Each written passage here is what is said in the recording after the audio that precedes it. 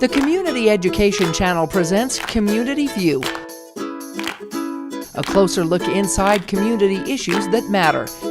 It's a glimpse, a preview, bringing public perception to light on local community issues that make a difference. Hello and welcome to Community View. I'm Melissa Anderson.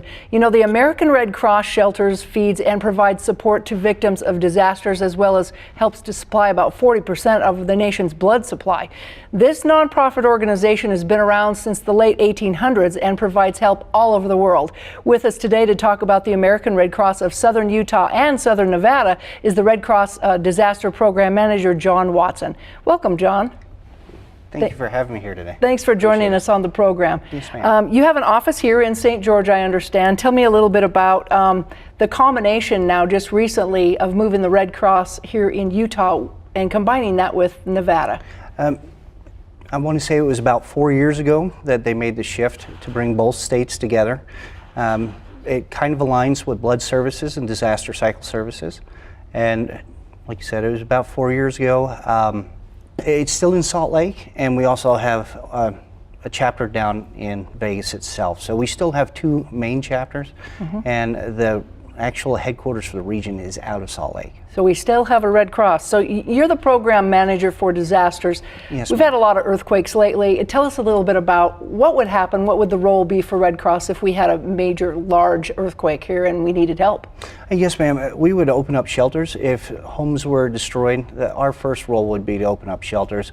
It's also to feed emergency services. We'll provide food and just supplies that they need, as well as for individuals that may have lost their home due to, well, the earthquake or flooding or fires, anything else that comes with earthquakes. And we also provide some sort of financial assistance and recovery assets to help them go. We also have disaster counselors that'll come in and help with just the recovery process. Now that takes a lot of people to do all that work. Tell us about the number of volunteers that you might have in this area and how they play a crucial role to keeping everybody help. Yes, ma'am. We have roughly about 2,000 volunteers between Las Vegas, well, between Nevada and Utah. Here locally, we have about 30 in St. George itself, and that's some of those are mental health professionals, some of those are nurses, and we just have people that came out of retirement, you know, doing logistics. So the whole role is to bring everybody together to make sure that we can respond to any disaster. Anything yes, that they need help yes, with, ma'am. right? I used to actually be a volunteer for the Red Cross back up in Montana when I lived there, so I appreciate that and understand it. Now, one thing that you do a lot of, and that is, we see that all the time, we have blood drives. Tell us about the need for blood donations and how blood and disasters are now kind of mixed together with Red Cross. It's no longer separate entities. Yes, ma'am. When you have a disaster, unfortunately, you have a need for recovery operations, and once again, unfortunately, it's due to, you know, just human suffering. So whenever a disaster happens, we always have an urgent need for blood. And right now we provide roughly about 40% of the nation's blood, and with that we have reserves about 3 days worth, and we like to stay at a normal about 5 days worth. So we're just a little behind the power curve, so to speak. And we can use just all the donations that we can get, whether it's donations by corporate sponsors to bring their companies together and have that way, or through just community events as well, or individual donors.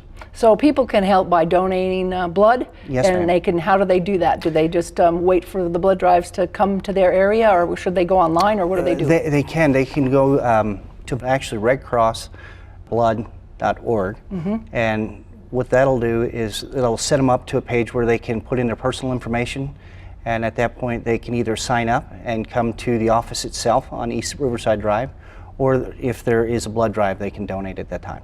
Well, we sure appreciate all that you do, and especially in times of disaster when people have fires and things like that. So thank you for joining us and explaining a little bit more. And if anybody out there wants to volunteer or, you know, would like to help out, I'm sure that they can do that. So thanks again, John, for joining us. Yes, ma'am. And thank you for watching. And again, you know, it takes all of us to make things happen. So get out there and help volunteer or give some blood. Thanks for watching. Have a great day.